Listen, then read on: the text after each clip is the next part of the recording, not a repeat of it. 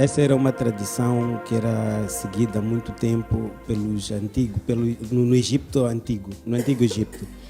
Os egípcios é que tinham essas práticas como tradição, mas que também era uma tradição que não abrangia a todo o antigo Egito.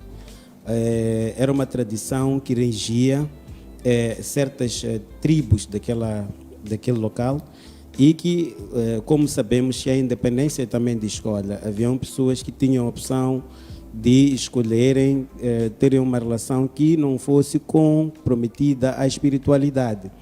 Porque no antigo egípcio, tudo aquilo que era feito era muito mais, basicamente, no lado mais espiritual do que físico. Então, eles trabalhavam muito questões de espiritualidade. Então, nessa altura, o que eles faziam? Era uma cultura deles, era uma prática deles.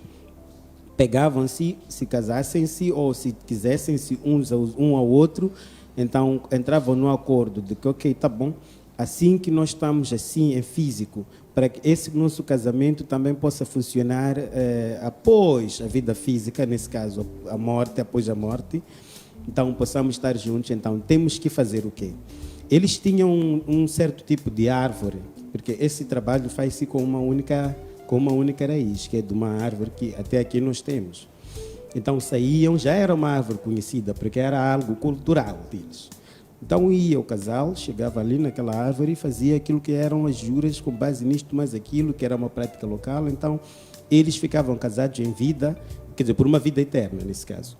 Razão pela qual no Antigo Egito, quando a pessoa morresse, ia com os seus bens, porque acreditava-se na continuidade da vida após a morte. Então, esse preparo de duas pessoas casadas irem a essa árvore e fazerem essas juras e terem essa prática de um casamento contínuo após a morte, tinha preparo com base nesses princípios. Então, nós fomos adotando esses hábitos ao longo do tempo, porque as culturas, elas, em algum momento, acabam fazendo parte das outras. Começou-se a fazer em certas partes de certos países, não só falar de África, onde as pessoas já sabiam de que, ok, dado uma certa altura, nós vamos fazer um pacto de casamento espiritual. Eu chamaria de pacto de casamento espiritual, que é aquela crença em que a pessoa acredita que, do mesmo jeito de como estaria eu com a Duda ou talvez com a Lili em vida, nos amando do jeito como estaríamos a nos amar. Então, na espiritualidade, tinha que se manter aquele casamento. Então, fazia-se isso, só que naquela altura havia essa fidelidade. Cumpriam as pessoas que sabiam de que depois de eu perder o meu marido, a minha esposa, a minha vida praticamente já parou. As crenças e a forma de como as mentes funcionavam naquela altura não é o mesmo que nós temos hoje em dia. Hoje em dia aquilo existe melhor. Veio às Áfricas, nesse caso, nossas Áfricas neste lado, e passou-se a praticar também, mas que era uma coisa que não se pode tomar como tradição ou cultura. Eram hábitos de certa escola, de um certo número X. Eu escolhi que vou sentar com a minha esposa e dizer que, olha, nós estamos assim hoje, para que nós possamos continuar juntos, então vamos nos amarar.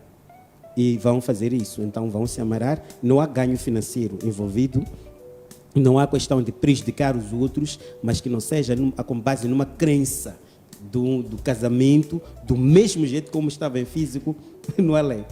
Então, aqui também, em Moçambique, em algum momento, haviam pessoas que, com base nessa prática, quando tivessem que ser enterradas, não eram enterradas em caixões. Fazia-se um preparo, levava-se tudo aquilo que era da pessoa, os pertences, e se enterrava a pessoa sentada, que era a continuidade, era aquilo que era o preparo de quando a outra pessoa morrer, então ele encontrar já com alguma coisa feita para darem continuidade da sua vida. Era o que era tal crença. Então, esse princípio desse casamento espiritual parte desse lado. Então, o que vem acontecer é que, em algum momento, algumas pessoas não deixam essas práticas.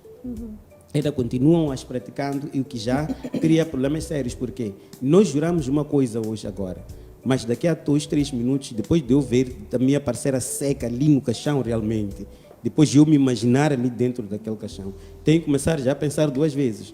Mas aquele pacto é um pacto que, feito, ele não falha. Okay. Não falha. Eu tive um casal que tive que atender há uma coisa de 3, 4 anos atrás, que veio porque, melhor, nesse caso, veio porque o marido estava muito doente. O marido estava muito doente e já dava para ver que aquele homem já não tinha vida. Foram para tentarem, revelaram essa situação. Nem precisamos de fazer consulta. Revelaram que haviam feito isso. O que acontece é que esse homem tinha uma parceira extraconjugal. Fez esse pacto com aquela parceira extraconjugal. Mas aquela, quando morre, já vem seguir um homem em casa dele, no casamento oficial dele. Opa. Isso começa a dar problemas, não problemas. Tivemos que trabalhar muito para podermos conseguir reverter a situação. E graças a Deus, o homem está vivo até hoje, porque conseguimos desfazer aquele casamento espiritual. Se não tivesse tido como alinhar assim, a mulher já oficial teria ficado viúva, porque aquela mulher queria o marido dela. Foi consagrado na carne para ser espiritual, então tinha que continuar assim. Mas trabalhou-se, felizmente, conseguiu-se ultrapassar. Então, é um erro para os dias de hoje em dia que essas práticas continuem, porque a vida hoje em dia é compreendida de uma forma muito diferente de como era compreendida previamente. Temos responsabilidades que estão acima do amor de um casal, porque esse casamento vai surtir frutos. Temos compromissos, nascemos em famílias, temos filhos, temos tudo mais. Nenhum filho merece viver órfão porque os pais fizeram um acordo dessa natureza. E eu acredito que aquela pessoa, depois de morrer, quando está lá onde está, também não desejaria que essas coisas pudessem acontecer, mas porque já é uma coisa feita, bem anelada lá, então tem que funcionar.